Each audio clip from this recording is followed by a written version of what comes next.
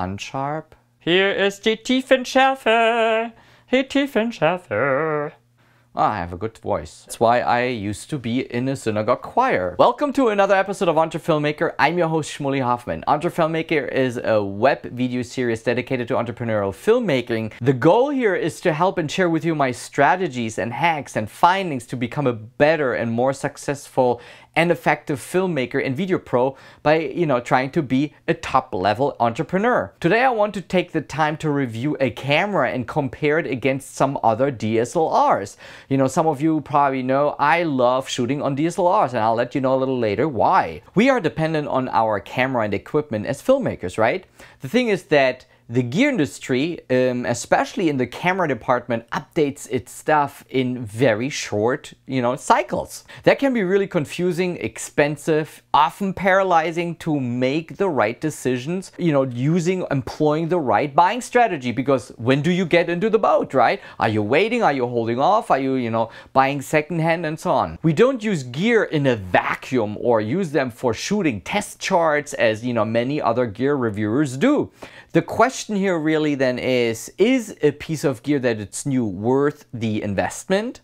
Is it significantly better than its predecessor? And how much additional return of investment can you expect from that new piece? Today I want to bespoke the brand new released Sony A7R II. Furthermore, I want to compare it against the low-light powerhouse, the A7S, also from Sony.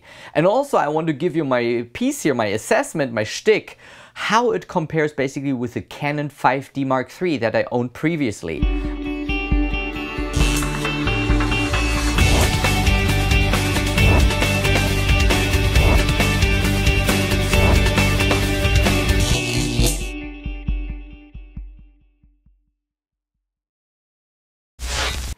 Shall we quickly interrupt them?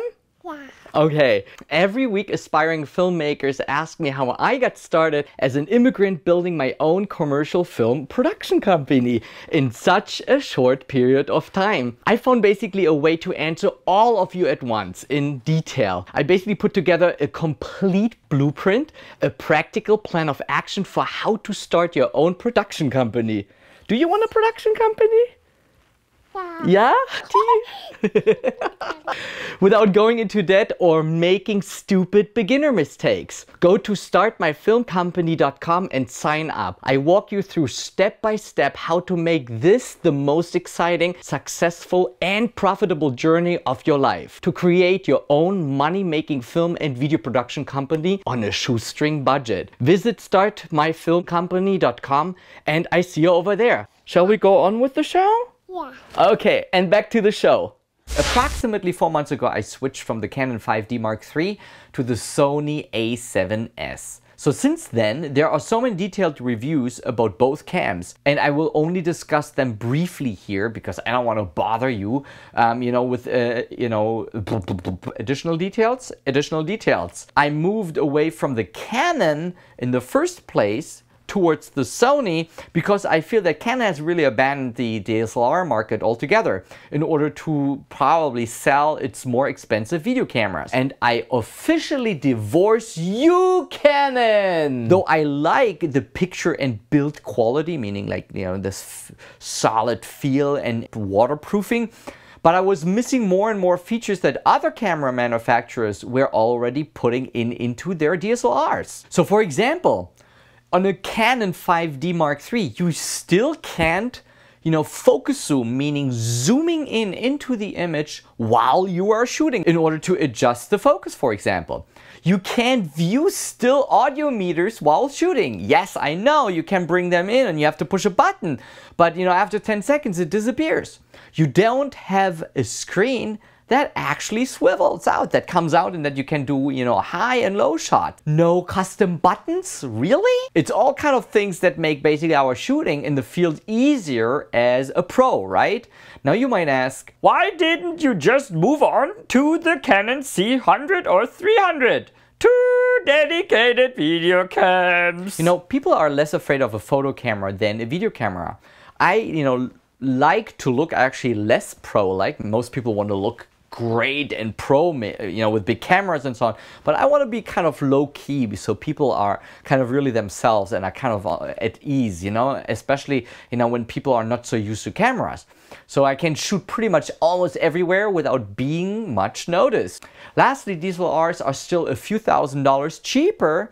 And since I'm on the Dave Ramsey plan, I am debt free! I rather want to put the extra cash that I save into my retirement. Then 4 months ago, I jumped quite late actually onto the Sony A7S bandwagon. The camera had obviously incredible low light. It was, you know, very nicely adaptable with all kinds of lenses. I liked also the swivel screen, honestly, you know, when you hold it up here, you know, like tilted down, all good, or from below, right? All the stuff you can display on the screen, like, you know, audio meters. I like the APS-C zoom function. Then they announced a few weeks ago the A7R Mark II. The two things that I personally was really interested in was the 4K capability, but the main thing why I was really interested into figuring it out is the in-camera image stabilization. As video producers, we rely on, you know, most of the time on steady images, right? But over the years, I have abandoned tripod and monopod for quite some time because they're kind of really like a schlep. But the main thing is that it's huge rig and I want to be as small and unintrusive as possible. I basically rely entirely on lens image stabilization. I own a bunch of Zeiss primes, but I can hardly use them in a run and gun situation since they don't have their, you know, IS, meaning image stabilization, built in. So I always use then the Canon IS glass. But I have to tell you, the Zeiss is so much better. It's really worlds apart. But it's expensive glass. Now, if you hold on, I'll show you actually an amazing trick how you can get Zeiss glass for the price of a Tamron cheapo lens. I know it sounds like one of those promises you can't fulfill, but this one will be fulfilled. So let me walk you through the pros and cons about this cam in comparison specifically to the A7S. So let's start with my pros for the A7R II. The A7R II is actually more customizable than the A7S. The A7S was already great. It has actually one more custom button like here, and I have one more possibility to customize something here, a specific function if I want to. The other thing that I like about the custom buttons is now you have a much more variety than on the A7S in terms of what you can actually assign as a function. It's endless things that you can actually assign to the 4 different buttons. Here's an example where I use one of my custom buttons to switch between screen and viewfinder, what is really neat. It's really helpful, especially when you're shooting indoor, outdoor, back and forth. You can, you know, switch back and forth with this button. As you can see here, the A7R II has a slightly bigger grip, a deeper grip when you see it, you know, next to each other. I liked really the handiness and smallness of the A7S, but if you have a long, big lens on it, the grip is a little small, even for my little small patcha hand. Now, this is a biggie, I guess, especially for you guys when you come from a Canon. This body is truly weather sealed. The A7S was just rumored as such, you know, being weatherproof, but I can show you here at the battery door, it has basically no seal at all. And that renders it totally unfit for if you shoot in the rain or put it, you know, onto a wet table. And look at the A7R II. Not only is the battery door sealed, the buttons are sealed as well according to Sony. Now you can shoot in rain and desert conditions again. Now let's go to the monitor. The screen can be swiveled a few degrees further, meaning up here, than the A7S had previously. And that was already pretty good. Another thing that was annoying at the A7S was that when you mounted a tripod plate underneath, you couldn't tilt the screen down because it was blocked by the tripod plate. Now on the A7R II, it swivels freely since they made the screen a little bit slimmer on the bottom and they kind of, you know, carved out something underneath. The program dial button has been also updated with a button on top of it. You see that here? Now it can be locked. So you have to push the button in order to turn basically this program dial. Another thing that bothered me about the A7S was that it had crazy rolling shutter. Look at this here. It's much less pronounced at the A7R II. Now finally, you got an NTSC PAL switcher. Oh my gosh. I mean, really? Sony couldn't get it done, you know, on the A7S already? Really? The A7R II comes with 4K images at 100 mega per second. If you want to shoot on 4K, it needs a specific SD card. The SD card class is called, the minimum that you can use is UHS-1 U3. Is small pro though, but I think a very important is here. You see this STBY standby green LED? On the A7S, it would only show rec for recording. And if you turn off the recording, then it wouldn't show anything. With this new standby LED, it really helps enormously to not to forget to hit the rec button. Another pro that this camera has that it kind of inherited from its predecessors is the amazing, excellent picture quality and also the decent sound quality. The last thing on my pro list is the in-camera image stabilization. I want to discuss this as a last point because this was the thing that kind of made me decide to jump onto this thing. For me personally, this is really a game changer. Not only in having lens independent image stabilization, but it saves a ton of money on first-grade lens buying strategies. We all know that Zeiss is like the glass company. I think they're probably the best lenses in the industry. In the high-end world, they use a lot of this, you know, Zeiss glass. Problem is that most Zeiss glass does not have an image stabilization in the lens built in. Now, since you can adapt any lens on those Sony bodies, I use the old Contax Yashica Zeiss lens system. Contax Yashica was basically an SLR company till the early 2000s and went out of business. But the cool thing is, we are left with the biggest array of amazing Zeiss glass. You can get a good copy of the Zeiss 80-210mm f4 and it costs you less than $300. I just picked up a copy for $250. In comparison, a Canon 70-200 2.8 is almost $2,000 worth. Or for example, the legendary Zeiss 35-70mm zoom cost around $300. The Canon equivalent 2470 2.8 costs you a schlappe $1,900. The money I save basically in my lens kit now evens easily out the higher price tag of the A7R II in comparison to the A7S. And now, the cool thing is I'm shooting entirely on Zeiss glass with camera built-in stabilization. So now to the cons. As you know, probably or heard, the A7S was really one of the most incredible low-light beasts. Unfortunately, that could not continue with the A7R, and there's a good reason. The chip has more megapixels, because the more pixels you have to cramp in the same area of a chip, the less low-light sensitivity you get per pixel on the chip. So that means in the end, the more pixels you have, the less light sensitive it is. Another thing that I think has been going down was that you see here the shutter dial on the A7S, and now here the A7R II. The shutter dial got much smaller, maybe half the size, maybe 1/3. It's much less grippy and much more complicated to dial in the shutter speed. Another thing that I didn't like on both cameras is that, you know, I told you earlier that I switched back and forth between full frame and APS-C mode. And I wish I could apply that to a custom button instead of going into the menu and then finding the right thing and It takes like a lot of steps. Like here, look at it.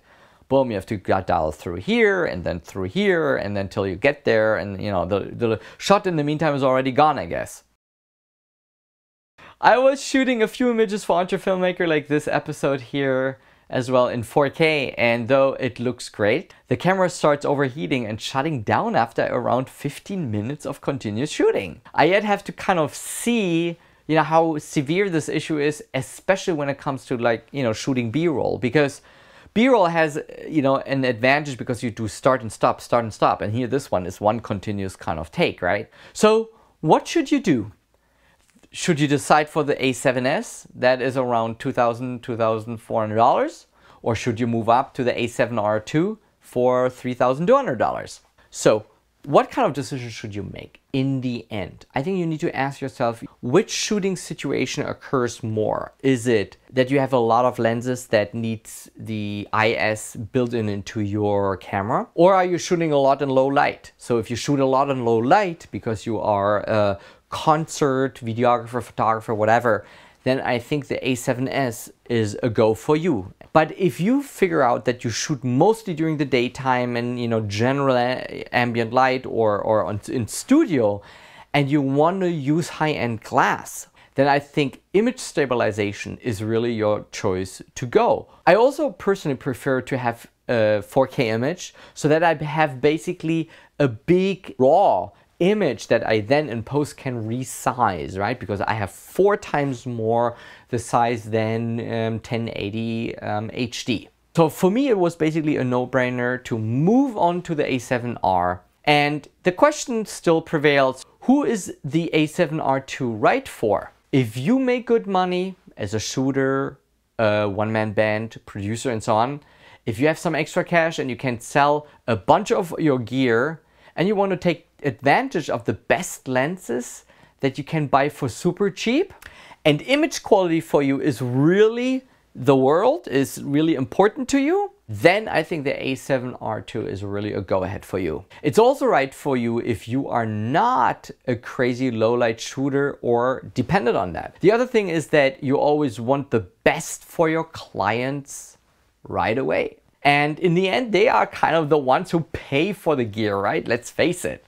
On the other hand, it's not a right camera choice for you if you can't afford it to make the transition, unless you have enough gear already accumulated that would basically, when you sell it on the second-hand market, that you offset basically that transition. Bear in mind that the A7S Mark II, we have right now the Mark I still in the stores, will probably come out in the next few months. This camera is also not for you if you are an event videographer that relies on, you know, this heavy continuous shooting and the low light, right? I hope you liked this review. I hope it helps you to make a better decision. Let's talk about return of investment. Okay, I think the A7R Mark II is or has an incredible potential of a big return of investment. And the reason why I say that is, as a cameraman, as a video producer, you always want to set yourself apart from your competition, right? And I have outlined that earlier in other episodes. But your lens choice is basically what makes or breaks the image. It's usually not really the camera itself, because the camera itself, they all do pretty much the same. I think ROI is big on DSLRs, even bigger on Sonys, even bigger on the A7R II. If you switch over to the lenses, if you keep your Canon lenses, then don't bother, just stay with what you have. This is EntreFilmmaker. I'm your host, Shmuley Hoffman. I hope you like this episode. I see you very soon in my next review or in my next episode. So till then, all the best and keep shooting, and I hope you make a good decision of buying the right gear. Till then, bye.